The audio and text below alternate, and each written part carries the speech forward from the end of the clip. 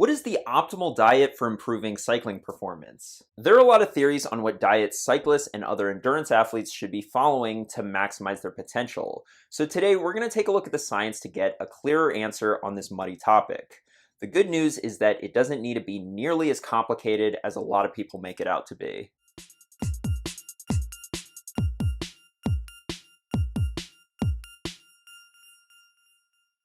Welcome back to another video. There are a lot of factors that contribute to your performance on the bike, probably the biggest being the training that you actually do on the bike.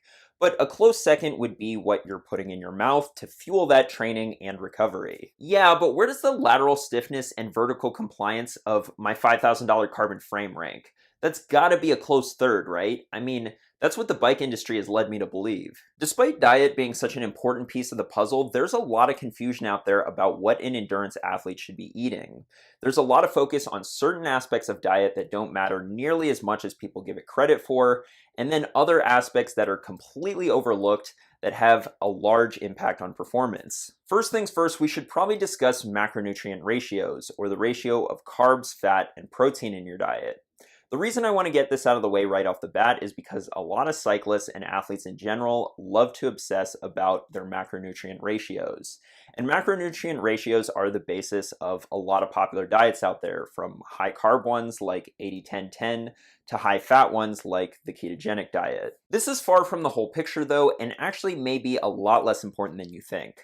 With that being said though, you can definitely screw this up by going too extreme with one macronutrient, and that goes for going too extreme with carbs, fat, and protein. Let's not forget that going overboard on one macronutrient usually comes at the cost of another macronutrient.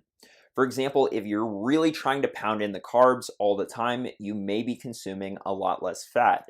And while fat isn't the primary fuel source for training, it's still important. In this review article on the optimal composition of an athlete's diet, they state that lower dietary fat intakes are correlated with reduced resting serum testosterone concentrations in males and with menstrual dysfunction and its associated disorders in females.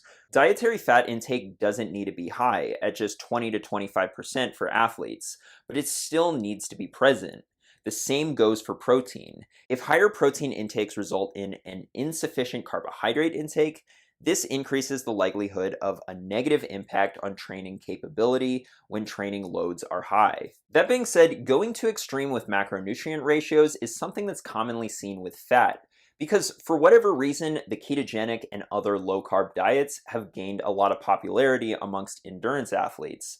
And I say for whatever reason because if you actually look at the science, you'll find that there is no reason. In this review on carbohydrate dependence in endurance athletes, they concluded that despite renewed popular interest in high-fat, low-carbohydrate diets for endurance sports, fat-rich diets do not spare carbohydrates or improve training capacity and performance, but instead directly impair rates of muscle glycogenolysis and energy flux. I could go on and on about how low-carb diets are not optimal for endurance sports, and I have in other videos, and you can check those out if you still aren't convinced, but for the sake of time, let's move on to carbs and protein. As I said earlier, carbs are your source of fuel as an endurance athlete, and the research on this is abundantly clear. For example, this 2011 meta-analysis on the topic looked at 88 randomized crossover studies on carbohydrate consumption and endurance performance, and came to the conclusion that carbohydrates show a large benefit to performance. Being well fed with carbohydrates for high intensity days or long rides is crucial if you want to get the most out of that workout. However, that doesn't mean that you need to eat a ton of carbs all the time. For low intensity days or days where you don't ride at all, you may want to reduce the number of calories you're eating that day, mainly by reducing the amount of carb-rich foods that you're eating. And now we get to everyone's favorite macronutrient, the macronutrient that can do no wrong, that you should supposedly be shoveling in your face constantly, and that is protein. Given the sarcastic tone of that last sentence, you may think that I'm not that big a fan of protein, or that I think it's overrated. Well, actually, it is the most overrated macronutrient, but that doesn't mean that it's not important. Protein is critically important, especially for athletes. From this review on protein for athlete weight loss, the requirement for protein to sustain lean mass increases while in negative energy balance, and protein as a macronutrient may have advantages with respect to satiety, and it may allow greater fat loss during a negative energy balance. Okay, we know that protein is important, but how critical is it that you hyper focus on protein like so many cyclists do? Making sure that every meal is high in protein, checking labels for the amount of protein a given food has, taking protein supplements, etc. Back to this review, they state that some athletes have become overzealous with their focus on consuming protein. Although there are no convincing arguments regarding the danger of excessive protein intakes, it is known that excess protein cannot be stored and that it is simply oxidized. One potential problem with over-worrying about getting enough protein is that it may come at the expense of another macronutrient, most notably carbohydrates. But hold up, Dylan, don't athletes who need to recover from intense exercise require more protein? Well, yes, but not nearly as much as you might think. This review on protein requirements for endurance athletes states that for the well-trained endurance athlete training 4 to 5 times per week, there appears to be a very modest increase in dietary protein requirements of only 20 to 25%. For the top sport elite endurance athletes, the increase in dietary protein intake may be up to 1.6 grams of protein per kilogram of body weight per day, and while this sounds like a lot, there's no need for supplementation with a mixed diet providing adequate energy, and only 10 to 15% coming from dietary protein. For example, an energy intake of about 3,500 calories per day would amount to about 125 grams of protein per day, or about 1.7 grams per kilogram of body weight per day. So while protein is important, it's actually not in short supply, and as an endurance athlete who needs to consume more calories per day to begin with, getting enough is rarely an issue. If you're not getting enough protein, it will lead to slower recovery and other potential issues, but the number of people not getting enough protein is staggeringly low. From this USDA survey, the number of Americans who don't get enough protein is only 3%, and clearly it's not the nutrient we should be most concerned about. My advice on protein is simple. If you're eating a well-balanced diet with a variety of whole foods, not processed ones, and you're eating enough to meet your caloric needs, especially as an endurance athlete who needs to eat more to begin with, then getting enough protein is not really something that you need to worry about, and protein supplementation is largely unnecessary. Dude, are you trying to kill our business here? Look, guys, getting your protein from real food is like actually studying for a test instead of just sitting next to the nerdy kid in math class and copying off of their answer. Yeah, it's the wholesome thing to do, but would you rather be wholesome or get an A? Or in this case, crush skulls in a D race on Zwift? This is actually the approach that you should take with all three macronutrients. Sure, consume more carbohydrates before, during, and after hard training sessions and/or races.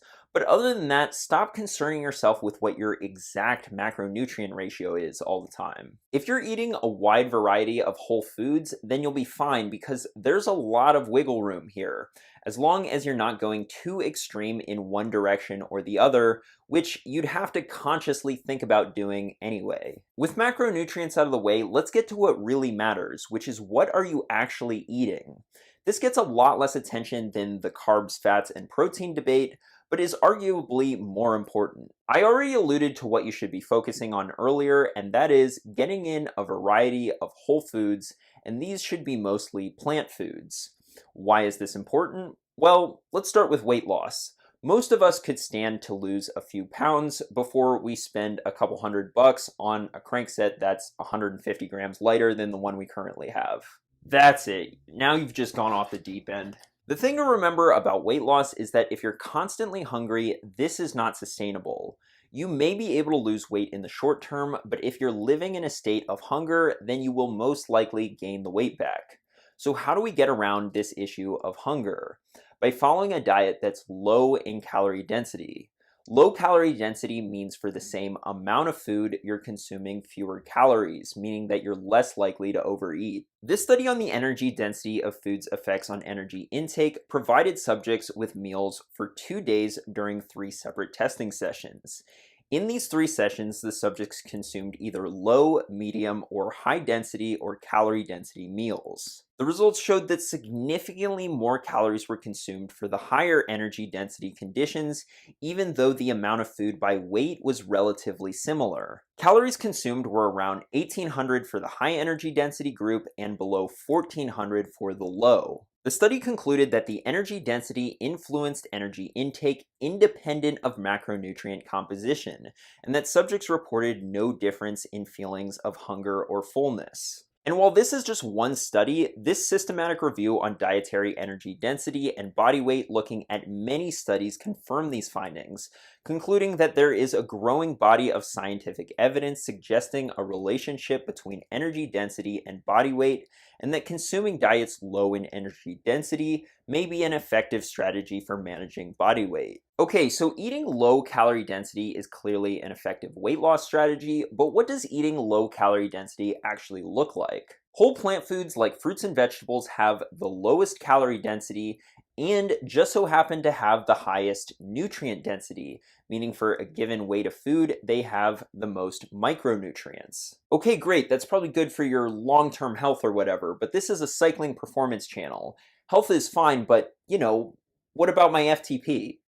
That's actually the first thing you've said that's made any sense this whole video. The reason you should care from a performance perspective is because nutrient-dense foods, particularly ones that are high in antioxidants, help with the recovery process. For example, let's take a high antioxidant food like tomatoes. This study looking at the effect of tomato juice on oxidative stress found that those drinking tomato juice after workouts ran significantly farther than they had previously, while the control group saw no improvement. The tomato juice drinkers also showed a reduction in markers of oxidative stress, leading to the conclusion that the antioxidant lycopene in the tomato reduced oxidative stress and improved performance. The same has been found in other high antioxidant foods, like cherry juice, which has been shown to increase antioxidant capacity after a marathon, leading to aided recovery, and in another study, reduced symptoms of exercise-induced muscle damage. That study showed that strength loss after eccentric exercise was 22% with a placebo,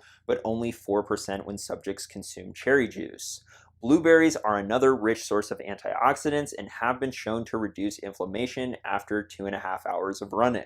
Improved recovery, lower calorie density leading to reduced weight without constantly feeling hungry, and on top of all of that, loading your diet with whole foods, mostly from plants, is one of the healthiest ways that you can eat, and in a sport that is so reliant on your cardiovascular system, this may provide further benefits. A study on plant-based diets for cardiovascular safety and performance in endurance sports stated that surprisingly, endurance athletes may have more advanced atherosclerosis and more myocardial damage compared with sedentary individuals, particularly as they age. However, plant-based diets address key contributors to atherosclerosis: dyslipidemia, elevated blood pressure, elevated body weight, and diabetes. On top of this, the reduced blood viscosity from eating plant-based may improve tissue oxygenation, potentially improving athletic performance. Alright, that was a lot of information, so let's tie this all together and I'll show you what this kind of diet should look like with some examples. First, stop being so concerned with your macronutrient ratios and even calorie counting for that matter.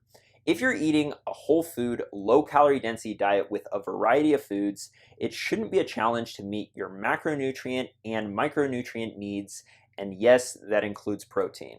The one exception to this is to make sure that you're getting enough carbohydrates before, during, and after high intensity workouts, long rides, and races to ensure the best possible performance and quickest recovery. You should eat until you're satisfied, and if you're eating low calorie density foods, you can do this and still lose weight if that's a goal for you. The majority of the food that you eat should be whole foods and plant-based.